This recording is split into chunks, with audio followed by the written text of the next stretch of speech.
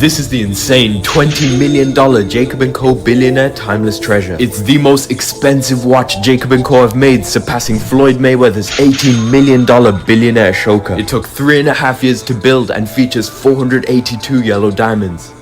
This is the insane $20 million Jacob & Co. billionaire timeless treasure. It's the most expensive watch Jacob & Co. have made, surpassing Floyd Mayweather's $18 million billionaire choker. It took 3.5 years to build and features 482 yellow diamonds.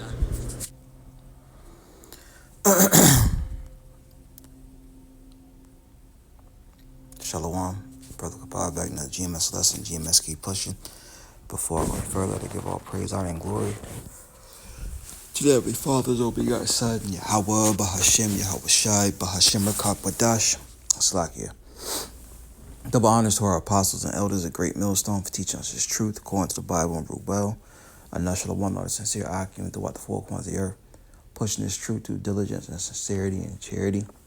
And shalom, Lord, you sincere followers, believers of YAHAWASHI. Not just hearers of the word, but doers as well. You men, women, and children, all fully elect. Shalom. If I didn't say it, shalom, Lord, you sincere argument throughout the four corners of the earth, pushing this truth through diligence and sincerity and in charity. Shalom. So that's going to be on wisdom. All right, and as you saw in the video, okay, that's something, precious rubies and stones. All right, it's something that people, desire. All right, matter of fact, before I get that, let's get Wisdom of Solomon 8. This is Wisdom of Solomon 8, verse 5. It says, if riches be a possession to be desired in this life, what is richer than wisdom, the work of all things? That's right. And the riches of this life, this is the desired possession, is what you just saw. All right. Let's see. Let's play it again.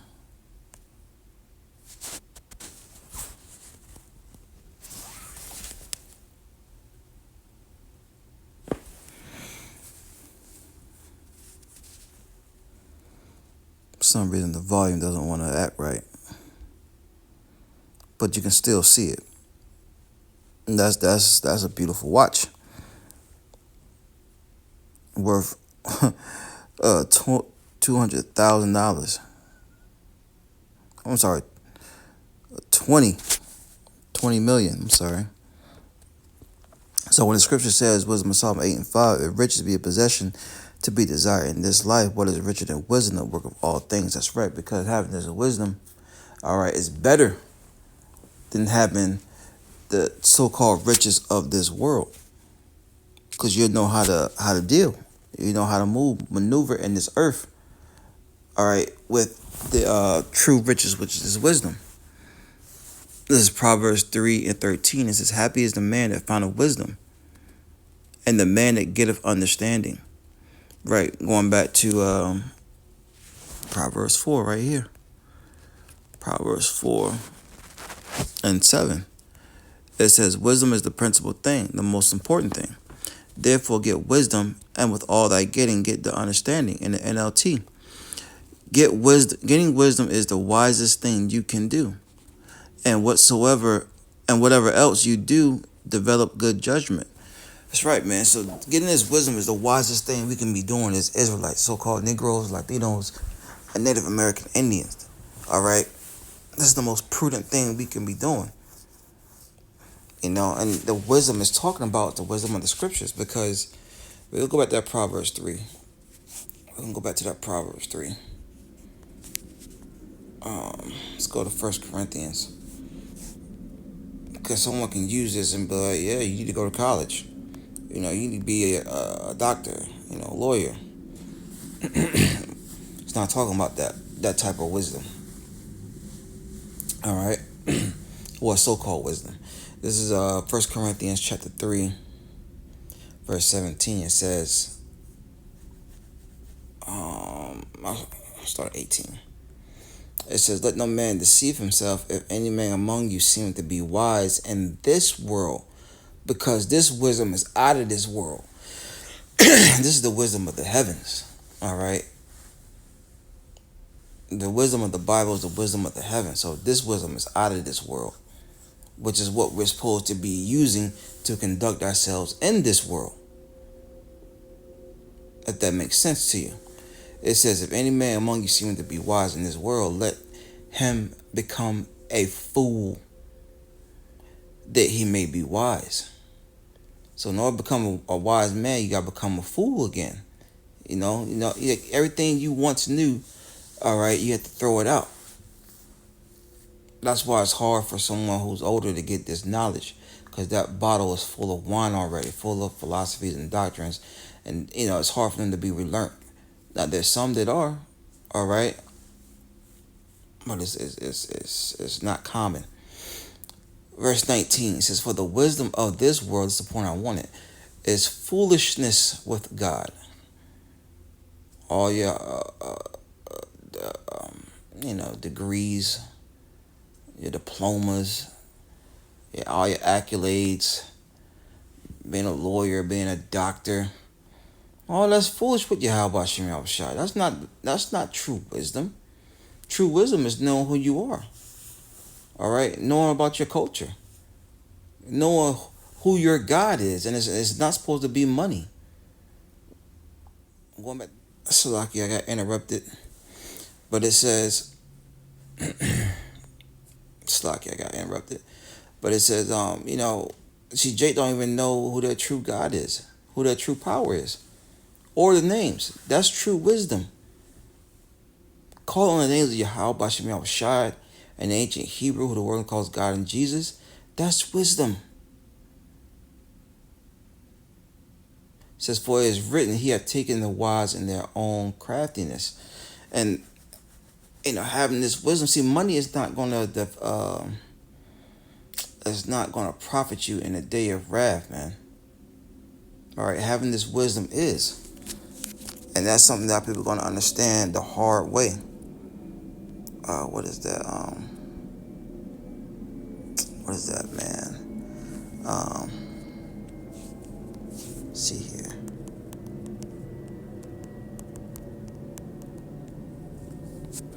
Yep.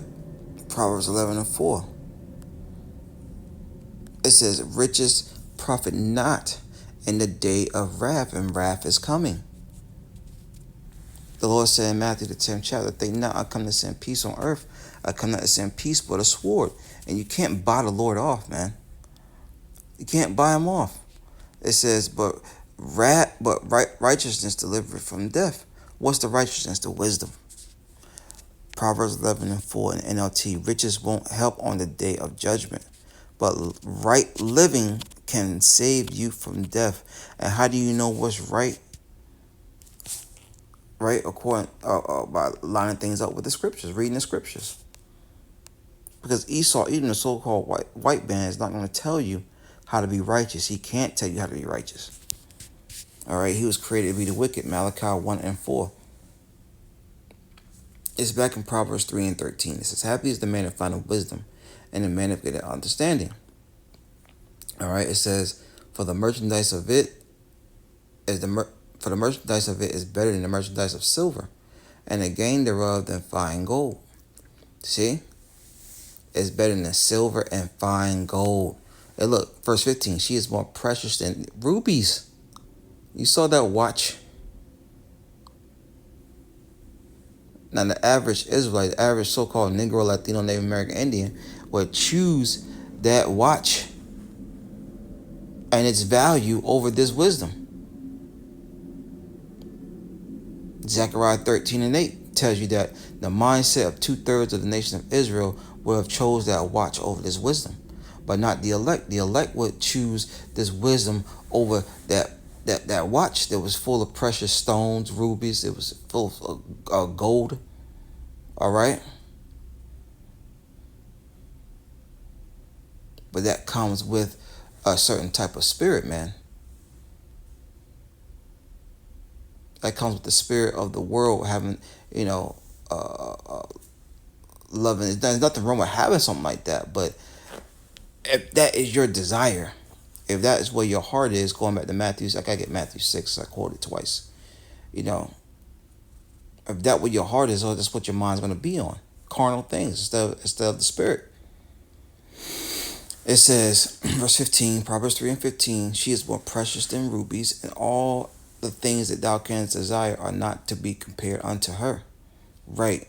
Anything you can desire cannot be compared unto happiness, wisdom.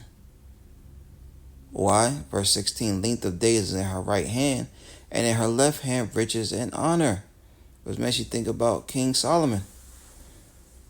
All right, who had everything. Right? He had everything. Why? Because he asked for wisdom. He knew wisdom was the most important thing, not the hand of not his enemies. All right, necks. All right, he didn't ask for that. He didn't ask for big booty holes. You know, he didn't ask for carnal things, gold, silver, riches. No, man, he asked for the wisdom. Verse 17, her ways are pleasant. Her ways are ways of pleasantness, and all her paths are peace. That's why the kingdom's gonna be a peaceful place for us, man. Because the law is gonna be in our inward parts. This wisdom, knowledge, understanding is gonna be in our inward parts, man. All right. Now, our people desire peace, but they want peace coming at the hands of their enemies. And your enemy is not set up to give you peace, man.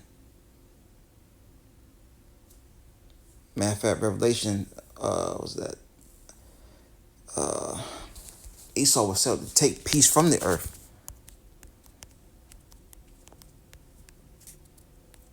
You know? Yep, Revelation 6. I'll read it right here. It says, and there went out another horse that was red, and power was given unto him that sat there on to take peace from the earth. Right. The self-proclaimed so-called white man, they're really red. All right. And the Lord gave this man power to take peace from the earth. And that they should delete one another. And they were given unto him a great sword. And that was Esau's blessing. And that's how he went and conquered with his blessing, man. But the point is, this man was set up to take peace from the earth. And you're not going to find peace through him. Verse 18, back in Proverbs 3 and 18, she is a tree of life to them that lay hold upon her. Happy is everyone that retaineth her. That's right. Happy is everyone that attaineth her, because what is that? Whoso, let me see. He is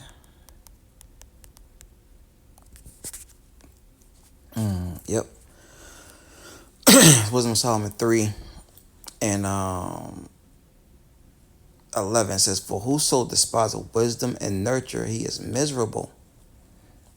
All right, if you have this wisdom, remember, happy is the man that found wisdom.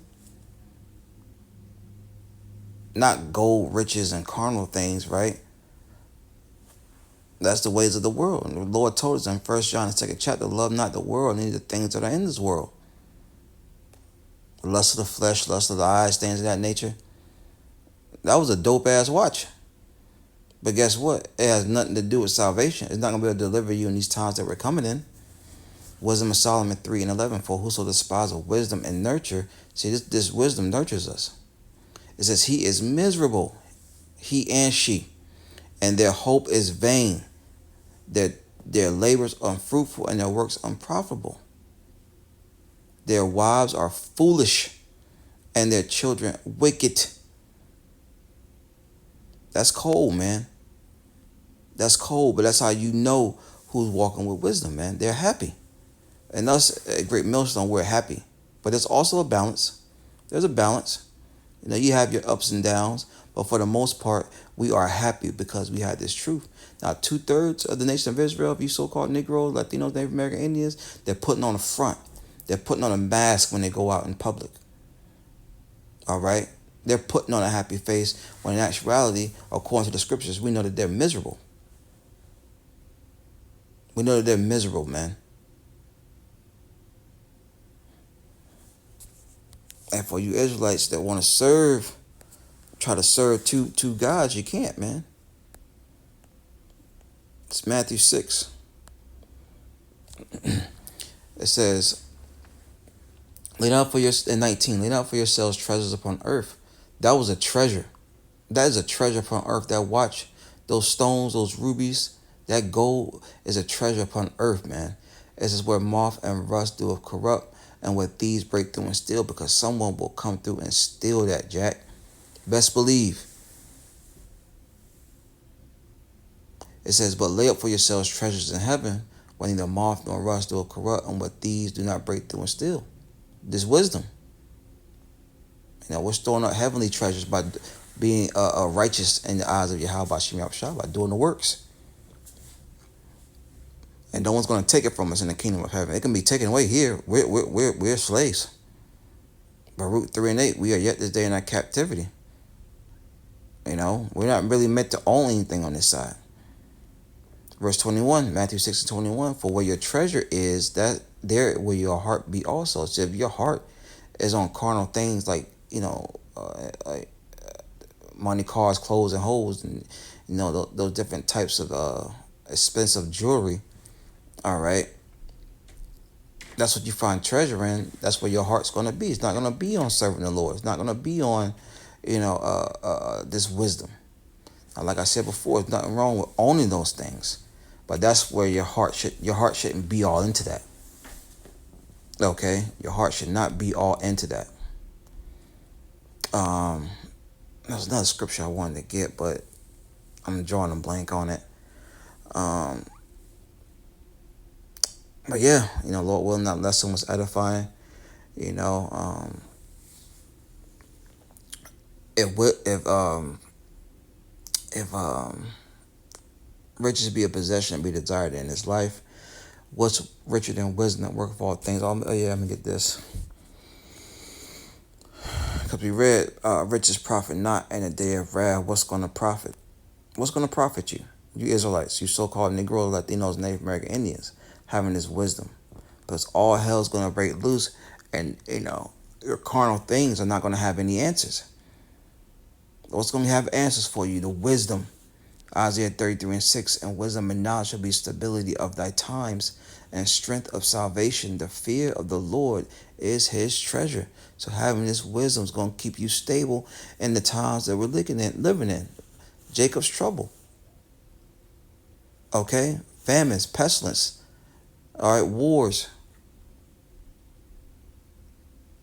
You name it, man. Hardships. This wisdom is going to keep us stable. Believe it or not, it's on you, Jake. Once again, something to consider in these latter days, the wisdom, knowledge, and understanding of the scriptures. Shalom.